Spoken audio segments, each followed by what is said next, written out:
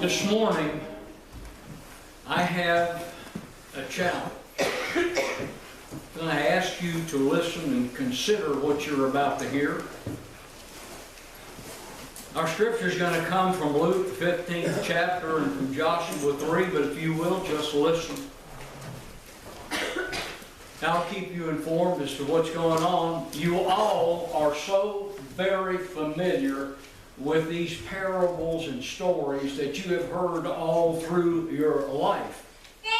One of the stories that comes out of Luke 15th chapter is about the prodigal son, but there are three facts that preachers oftentimes do not bring out in this story about the prodigal son. It's accountability, that's number one. A commitment is number two. And number three is leadership. I want to share some very important facts that you accumulate and think about. You know, there isn't a father in this world today that wants to see his children throw their life away, a wasted life. What a father wants to do is to contribute to that child's success. The father wants to be a motivating force in that child's life. But let me make you understand something here today. If you are a rightful heir in that family, and it doesn't matter what age you are you with me at this point?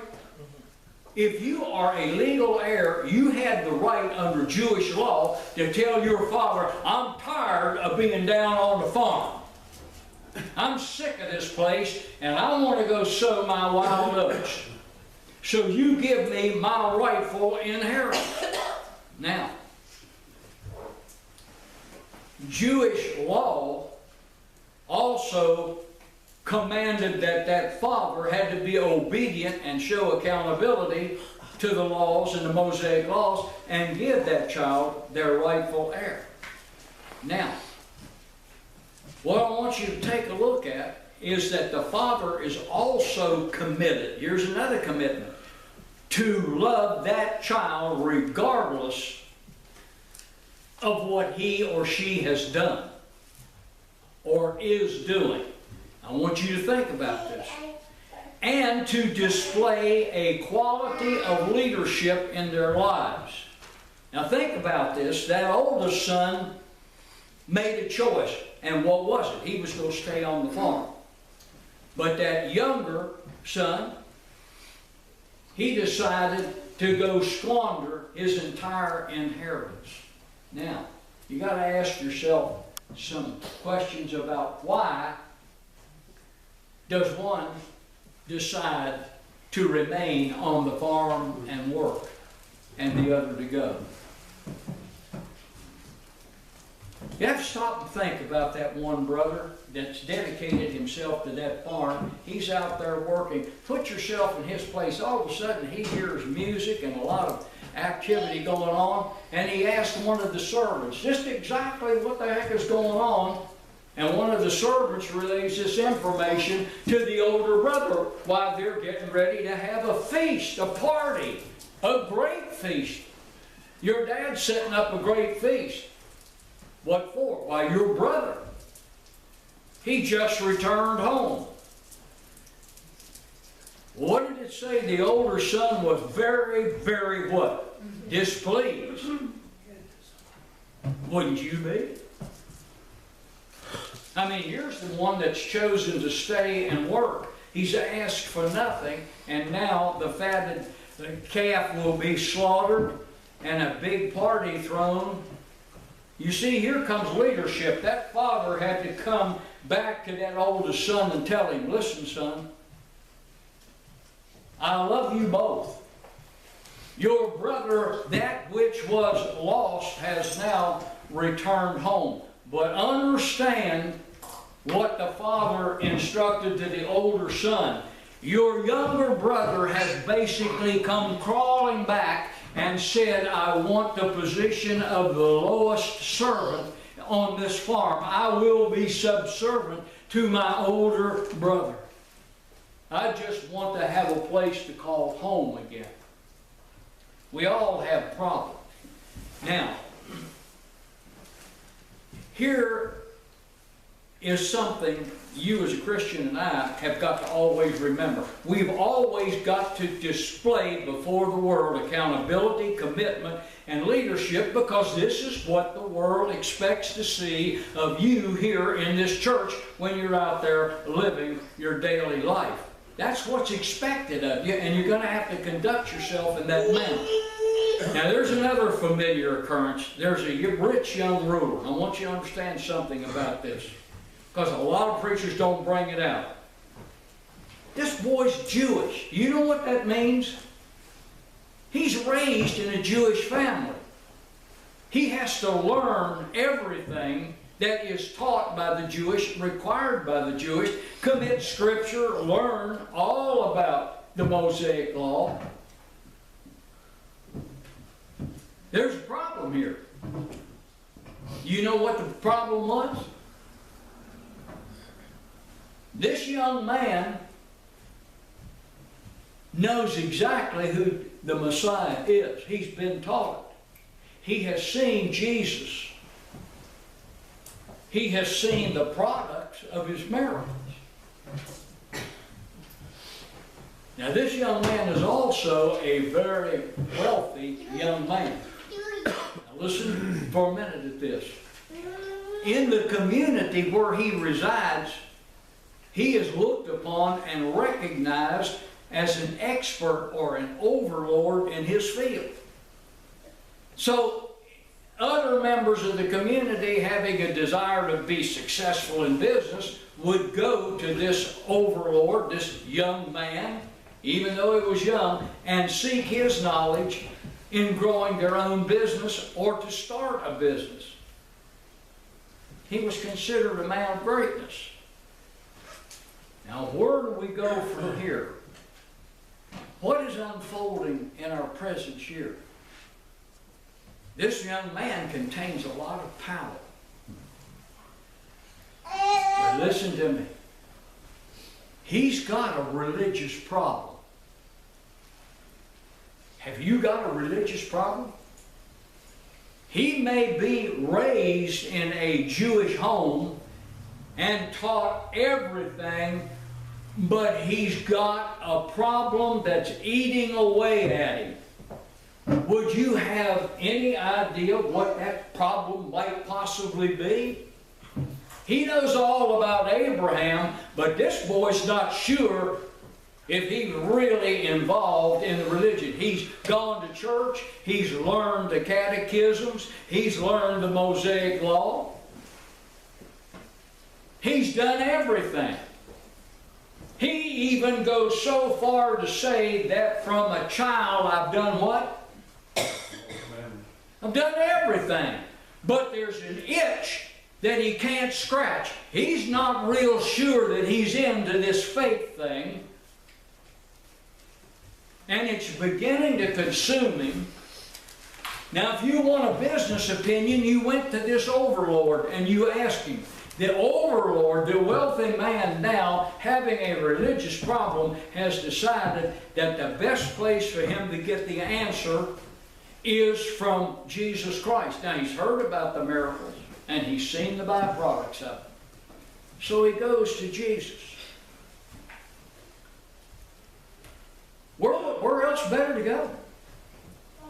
And he is determined to ask him, what is the number one thing that I need in my life? See, he's a businessman. He needs a guarantee. He understands money. But he doesn't understand his faith, if he has any at all. And he asked Jesus, tell me what it is that I need to guarantee eternal salvation, eternal life. Now let me tell you, Jesus didn't waste any time when he answered it. You remember what he said to him? He simply said to him, sell everything you've got. Give it to the poor.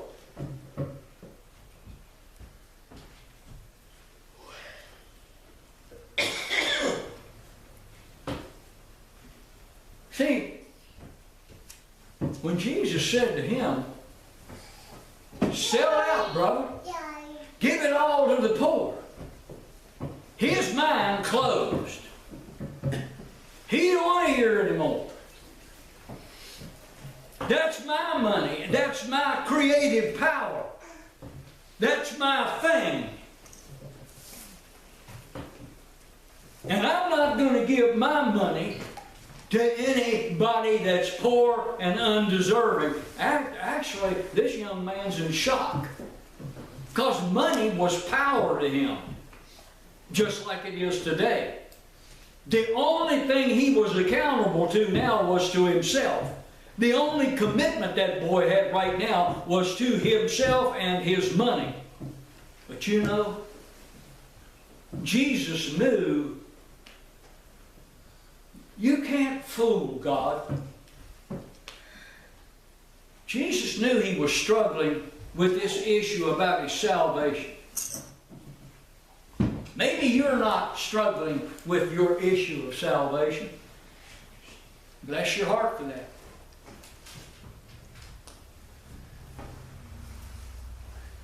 But let me ask you this.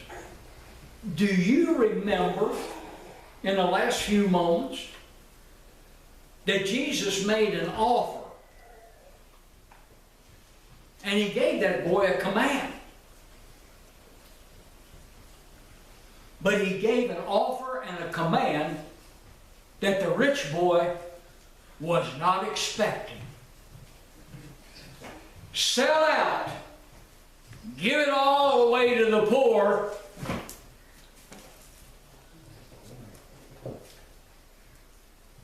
See, some things you don't want to hear. It's real good for you to come to church and sit in the pew and let everybody in the world see you come and go. But there's some things you don't want to hear, brother. Because Christ might ask something from you that's unexpected, brother, and you consider it unreasonable. How come you're not in prayer meeting? Amen. Yeah, how come you aren't in Sunday school? How come you aren't out visiting, reading your daily Bible devotions, and having prayer time with your grandchildren or your wife? It's unreasonable. I just don't want to hear it.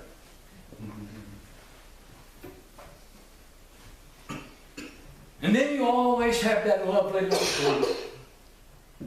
Well, Jesus was just too harsh on that young boy. Oh. He's a good man. He gives money to the poor. Bless his little heart. I don't think Jesus should have been that harsh on him and just tried to destroy the first fruits of his labor. How unfair. Let me tell you something. Jesus knew two things about that young man. He knew he had great wealth, but listen to this. Jesus also knew he had a religious problem. Are you saved? Well, yes. Well, then act like it. Both the offer, see, the offer threatened. What Christ offered him threatened his wealth, and when it threatened his wealth, guess what? He had no more interest in listening to what God had to say. Let me ask you out there, what's really important to you in your life today? Let me tell you, we all got our secret sins, and you can't deny that. They're my secret little sins, and I'm not giving them up. God been saying, speaking to you about it. God been saying to you, you need to come to Sunday school, church.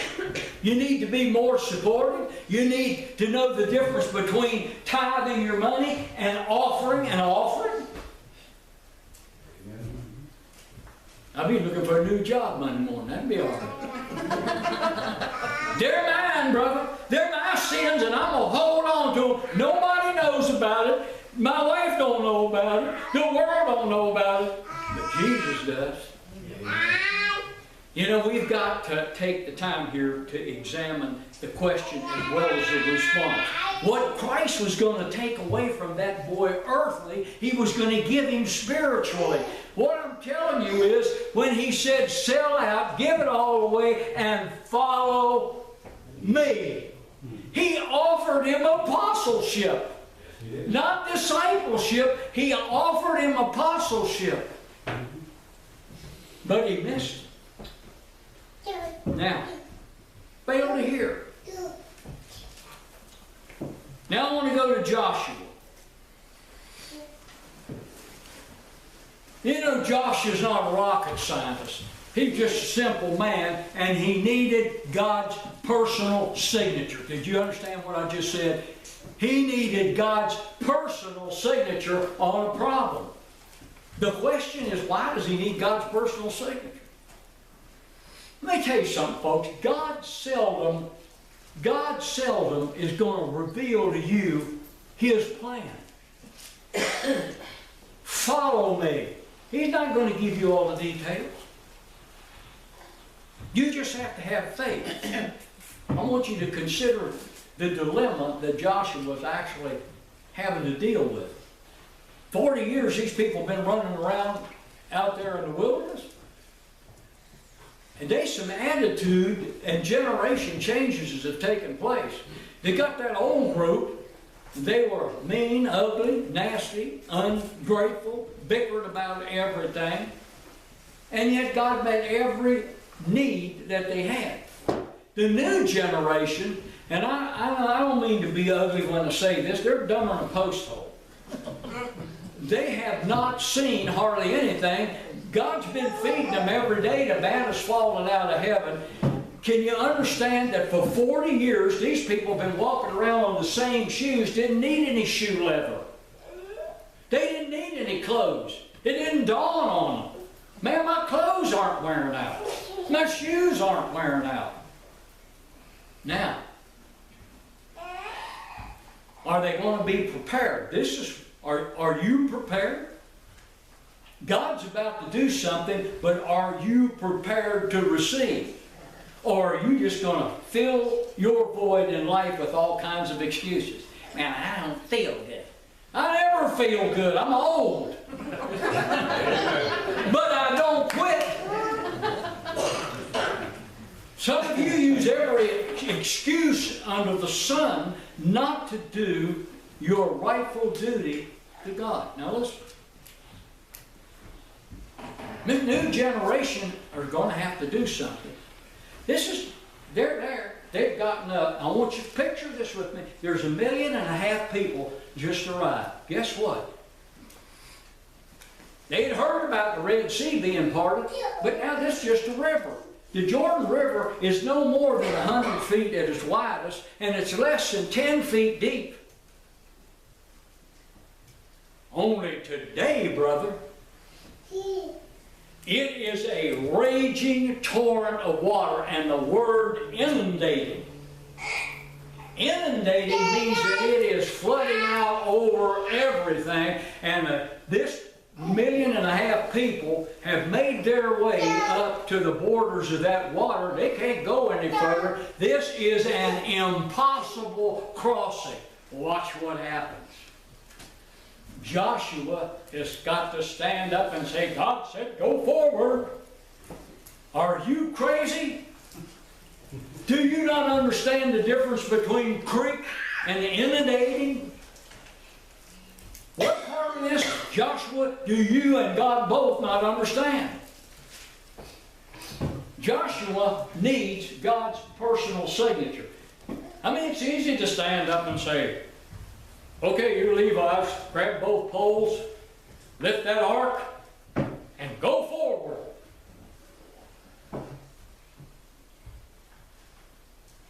Who, me?